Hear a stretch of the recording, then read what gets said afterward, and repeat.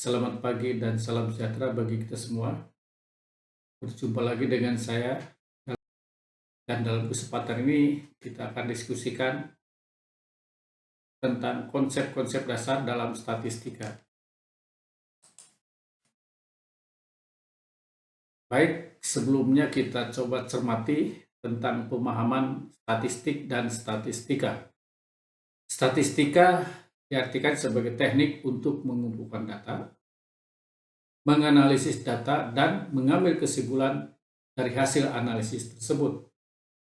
Sedangkan statistik adalah sebuah konstanta atau angka yang diperoleh dari seluruh sampel atas dasar perhitungan matematis tertentu. Kemudian lebih lanjut kita coba cermati tentang pengertian statistika deskriptif atau statistika dasar atau statistika 1 dan statistika induktif. Statistika deskriptif yaitu bidang ilmu statistika yang mempelajari tata cara penyusunan dan penyajian data yang dikumpulkan dari suatu penelitian. Kegiatan-kegiatan yang dilakukan dalam lingkup statistika deskriptif adalah pengumpulan data, penyajian data, penentuan nilai-nilai statistik, dan pembuatan gambar, diagram atau grafik. Tujuannya adalah agar data yang disajikan lebih mudah dibaca dan dimengerti. Statistika induktif atau sering juga disebut statistika inferensial, yaitu bidang ilmu statistika yang mempelajari tata cara penarikan kesimpulan mengenai keseluruhan data atau populasi berdasarkan sebagian data atau sampel dari populasi tersebut.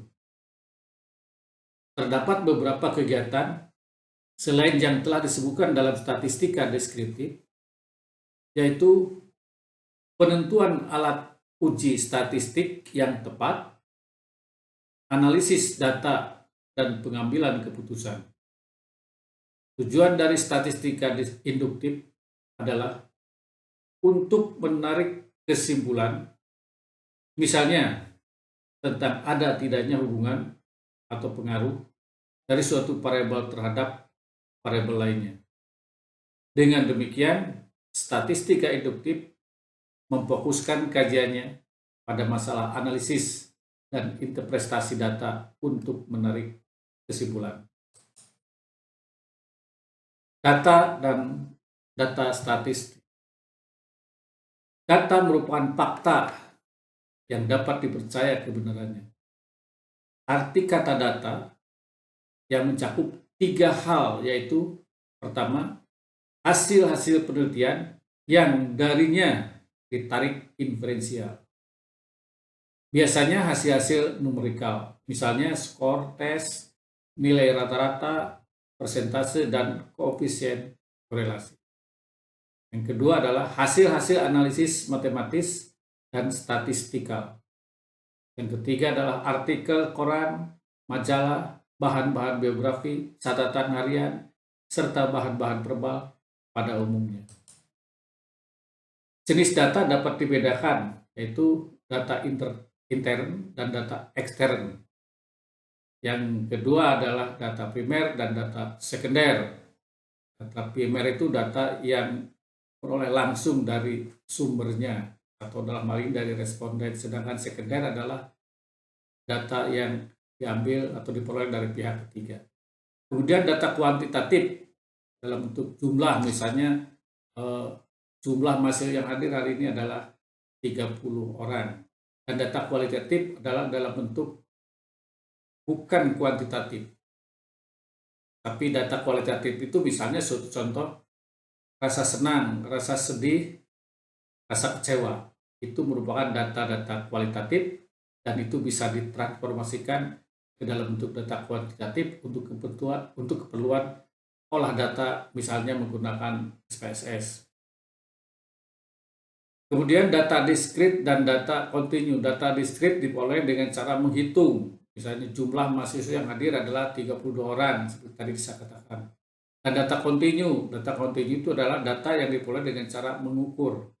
Jadi misalnya tinggi mahasiswa adalah rata-rata 160 cm. Jadi diukur dengan meter. Dan berat badan mahasiswa rata-rata adalah 65 kg. Diukur dengan timbangan. Satuan pengamatan dan karakteristik. Satuan pengamatan adalah segala sesuatu yang dijadikan kesatuan yang karakteristiknya akan diamati atau diukur.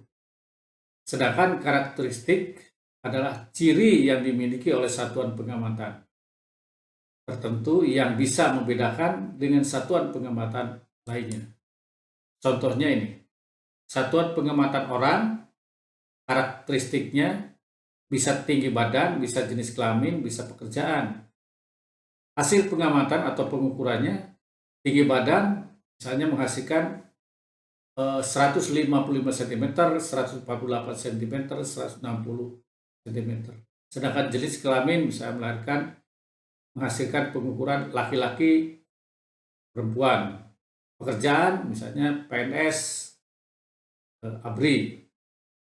Yang kedua misalnya satuan pengamatan halaman buku ini. Ya, maka karakteristik yang diamati bisa jumlah huruf, bisa banyaknya huruf mati.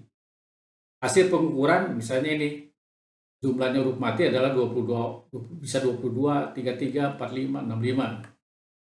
Banyaknya huruf yang mati, ya ini hasil pengukurannya adalah misalkan 43, 33, 24, dan 34.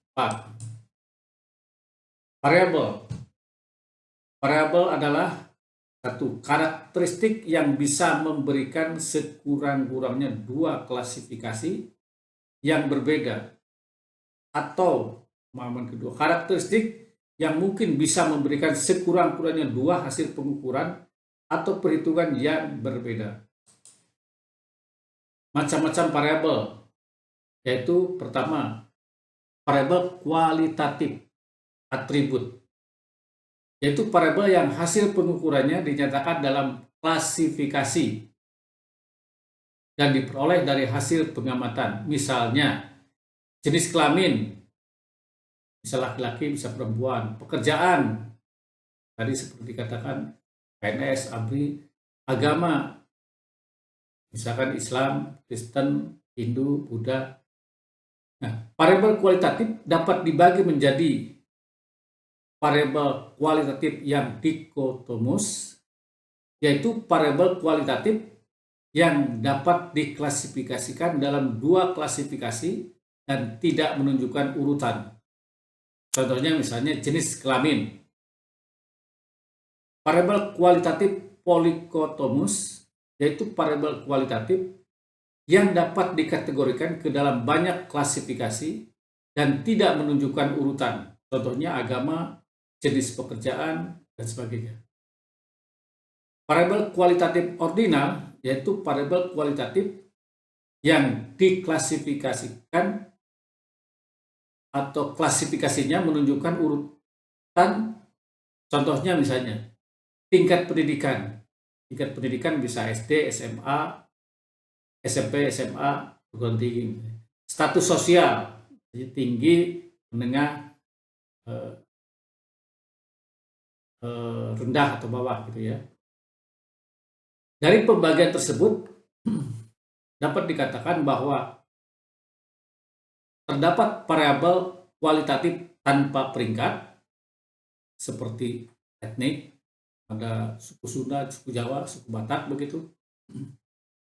Jenis kelamin, pria, wanita, dan variabel kualitatif yang berperingkat seperti misalnya kecantikan, ya, sangat cantik, cantik, biasa, kelas misalnya di SD kelas 1, kelas 2, kelas 3. Yang kedua adalah variabel kuantitatif.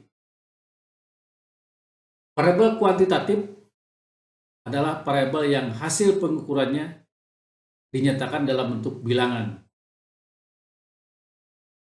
Variabel ini terdiri dari variabel kuantitatif continuous variable, yaitu variabel yang hasil pengukurannya dinyatakan dalam bilangan bulat dan pecahan. Contohnya tinggi badan, suhu, berat badan, dan sebagainya.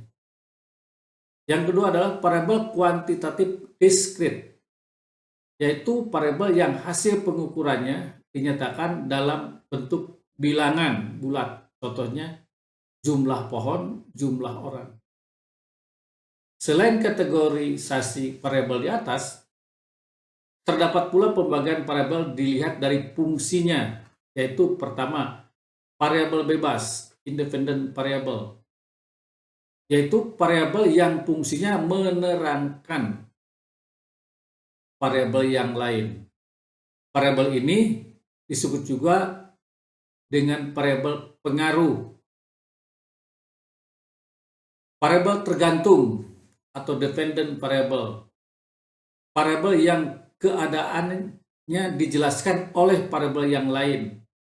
Variabel ini disebut juga dengan variabel terpengaruh.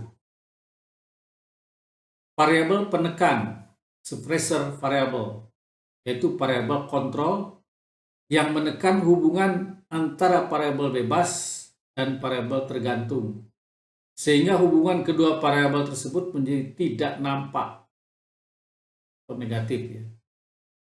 Keempat adalah variabel pengganggu, distortion variable, yaitu variabel yang mengganggu hubungan antara dua variabel sehingga menunjukkan hasil analisis yang berbeda. Artinya, hasil analisis yang memasukkan variabel ketiga dapat berlawanan dengan hasil analisis yang dilakukan terhadap dua variabel saja. Kelima, variabel antecedent, yaitu variabel yang letaknya mendahului variabel pengaruh dalam struktur hubungan antar variabel. Variabel antara atau intervening variable, yaitu variabel yang letaknya di tengah variabel lain dalam struktur hubungan antara variabel. Masuknya variabel antara menyebabkan hubungan statistik yang semua ada antara dua variabel menjadi lemah atau bahkan hilang. Pengukuran adalah suatu proses kuantifikasi di mana orang berusaha untuk mencantumkan bilangan, numerical value, ya, terhadap karakteristik tertentu berdasarkan peraturan tertentu pula. Terdapat dua hal pokok dari batasan tersebut, yaitu jika kita melakukan pengukuran, maka kita akan selalu memperoleh bilangan. Dan interpretasi terhadap bilangan yang dicantumkan tergantung pada aturan yang dipakai atau aturan yang ditetapkan oleh peneliti. Tingkat pengukuran atau skala pengukuran, ya. Yang pertama adalah skala nominal. Dalam skala nominal, bilangan hanya berfungsi sebagai lambang. Untuk membedakan, bilangan pada skala nominal tidak mengikuti hukum aritmatik sepenuhnya. Artinya, bilangan tersebut tidak dapat dijumlahkan, dikalikan, dibagi, dan sebagainya. Contohnya jenis kelamin, agama, dan sebagainya. Yang kedua adalah skala ordinal. Dalam skala ini, bilangan berfungsi pertama sebagai lambang untuk membedakan. Yang kedua adalah untuk memberikan peringkat atau rank. Contohnya tingkat pendidikan, pangkat dalam ABRI, status ekonomi, dan sebagainya. Yang ketiga adalah skala interval. Dalam skala ini, bilangan berfungsi sebagai lambang, juga memberikan peringkat, makin besar bilangannya makin tinggi, dan memperlihatkan jarak atau interval. Ciri utama skala interval adalah titik nol bukan titik nol absolut, tetapi nol yang dicantumkan berdasarkan perjanjian atau aturan tertentu. Contoh, termometer Celcius, Fahrenheit, tahun almanak, tahun Masehi, tahun Hijrah. Yang keempat adalah skala rasio. Ciri utama skala rasio adalah titik nolnya merupakan nol absolut. Semua hukum aritmatik berlaku pada skala ini. Contohnya adalah pertimbangan jumlah orang.